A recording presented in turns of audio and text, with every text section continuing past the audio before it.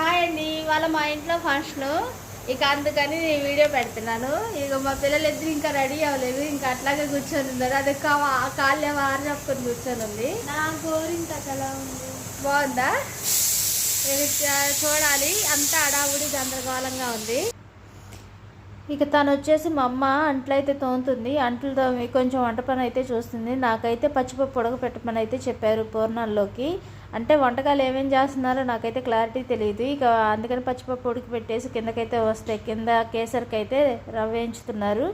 సరే రవ్వ వేయించుతున్నారని చెప్పి మనం చూద్దామని చెప్పేసి అయితే చూశాను. తర్వాత పైకి వెళ్ళి పచ్చిపప్పు తెమ్మన్నారు. ఈ పైకి కిందకి తిరగడమే సరిపోయింది నాకైతే. 24 గంటలు ఇలాగే తిప్పుతున్నారు కాబట్టి. సరే కిందకు వచ్చాం అని చెప్పి చూస్తే బాబాయ్ ఏమో పలకరించి వెళ్తున్నాడు. తర్వాత ఏమో పంచదార పాకం అయితే పట్టారు స్వీట్లోకి, అదే కేసరిలోకి. ఇక ఈ పాకంలో అది పోస్తారనుకుంటా. తర్వాత నన్ను యాలక్కాయ పొడి అయితే వేయమన్నారు. ఇక పంచదార యాలక్కాయలు వేసి మిక్సీ పట్టేశాను మెత్తగా. తర్వాత ఈ పచ్చిపప్పు కూడా ఉడికిపోయింది. ఒక 6-7 విజిల్స్ వచ్చేదాకా ఉడకబెట్టేశాను. సరే అని చెప్పి కిందకు వస్తే డెకరేషన్ అయితే చేస్తున్నారండి. ఎంత స్లోగా చేస్తున్నారంటే అంత స్లోగా చేస్తున్నారు. ఈ లోపల మా తమ్ముడు కొడుకు అయితే వచ్చారు.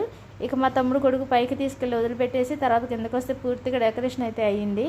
ఇక డెకరేషన్ అయిపోయిన తర్వాత చూద్దామని చెప్పేసి వీడియో అయితే తీసాను. చాలా బాగా చేశారులే, కానీ నాకు ఎక్కడో లోటు కనిపిస్తుంది. మీకు ఏమన్నా అనిపిస్తే నాకైతే కామెంట్ పెట్టండి. కాకపోతే సింపుల్గా చేసామండి. ఓన్లీ ఫంక్షన్ అంటే మరీ అంత హెవీ కాదు కదా, అందుకని సింపుల్గా అయితే చేసాము. ఒక పక్క మటన్ కర్రీకి అయితే కూర కోసం అయితే వేశారు. మటన్ కర్రీ, చికెన్ ఫ్రై అండి. చికెన్ ఫ్రైకి కూడా మేనేజ్ చేసి పక్కన పెట్టేశారు.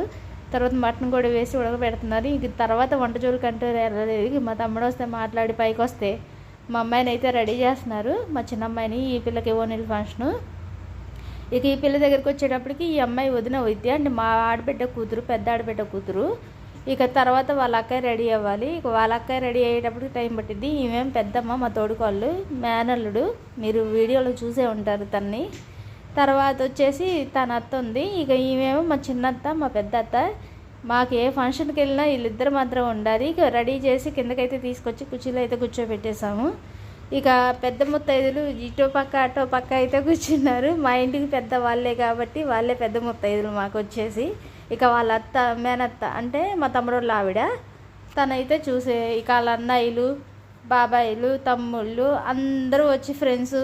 ఇక చుట్టాలు రావడం మొదలైతే అయింది. కాకపోతే కొన్ని వీడియోస్ అయితే చాలా మిస్ అయినాయండి. ఈసారి డెఫినెట్గా పెడతాను, ఎందుకంటే నెక్స్ట్ వీడియోలో పెడతాను. వీడియో కూడా లాంగ్ అయిపోయింది. ఇక తర్వాత అందరూ బొట్లు పెట్టుకొని ఫోటోలు అయితే తీసుకున్నాము. చాలా వరకు ఎట్లా ఫంక్షన్ అయితే అయిపోయింది. ఇక సాయంత్రానికి వచ్చేటప్పటికి అన్నీ సర్దుతున్నాము.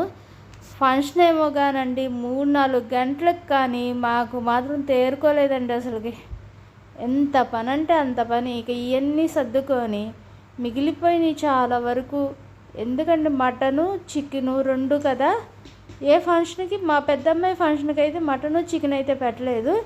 ఇక ఎవరికి వాళ్ళు సర్దుకొని వెళ్ళాలంటే చాలా ఇబ్బంది అయిపోయింది. ఇక మా అత్తలు కూడా డ్రెస్ మార్చేసి ఇక బయలుదేరింది. మా తోడుకోళ్ళు బాయ్ బాయ్ చెప్పండి.